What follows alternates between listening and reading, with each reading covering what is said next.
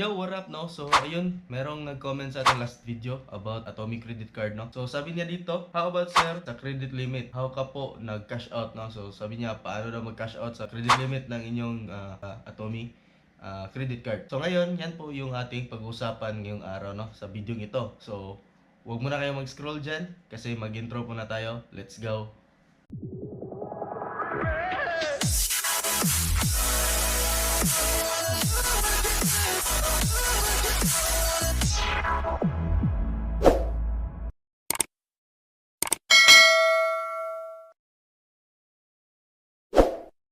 Hi, ako nga po pala si Ildato TV and ngayon po ay nagbabalik tayong mag-upload dito sa ating YouTube channel, no? So, welcome kayo mga idol, or yung bagong itawag ko sa inyo is Paps, no? So, welcome mga Paps.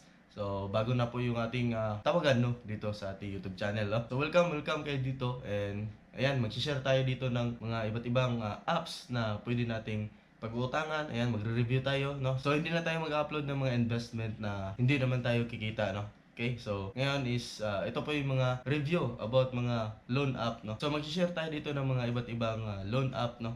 And i-review natin kung pwede ba nating utangan or okay ba utangan and mataas ba yung installment niya, no? Malaki ba yung limit niya na ibibigay sa atin, no? Okay? So ngayon is sasagutin natin yung katanungan, no, ni Winnie about sa credit card limit kung paano daw i-cash out, no. So susubukan natin kasi first time ko naman mag-cash out sa ating Atomic Credit Card, no, or Atomic Credit limit, no, na i-cash out natin. So, first time ko to and yan, susubukan natin. So sa pagkakaalam ko, para ma-cash out po yung credit card limit nyo is gagawa kayo ng Maya Business account, no. So ngayon is nakapagawa na ko. So, comment lang kayo kung paano gumawa ng account, no? So, madali lang naman yan, no? So, jump tayo dito sa pag-transfer, no? So, ngayon, open nyo lang. Ayan. Open nyo lang po yung Maya Business account nyo. So, punta kayo dito sa home. Then, punta kayo dito sa more. Then, tap nyo lang po yung Maya QR. So, lalabas po yung QR dyan. So, gagawin nyo dito is screenshot nyo yung inyong QR para masenda natin, no? Pagkatapos ng mga screenshot, punta kayo sa inyong Atomi. So, itong video na to is para lang po sa mga meron ng Atomi credit limit, no? So, dito, kung makikita nyo, meron tayong available spending limit na 2,000, no? So, try natin to. So, tap natin yung QR dito sa gitna, no? QR page, ayan. So, mag-scan yan. So, ngayon, gagawin natin is, kailangan natin ng dalawang phone dito, no? So, wala tayong isang phone. So, isesend ko to sa aking messenger, no? Isesend ko muna sa messenger. So, dito mga paps, kailangan niyo po ng dalawang device, no? Para masinda ng isang QR or doon nakalagay yung inyong Maya Business, no, na account. Kasi walang upload dito sa Atomi, no? Kailangan scan talaga, no? So, ngayon is nasend ko sa aking messenger, no? So, isesend ko na lang kasi wala akong isang device, no? So, computer lang po yung meron sa akin. So, scan lang ko lang muna, no? So, dito natin makikita kung pwede ba ma-transfer yung ating Atomi credit limit, no, sa other bank or sa ating Maya Business, right? So, scan ko lang muna.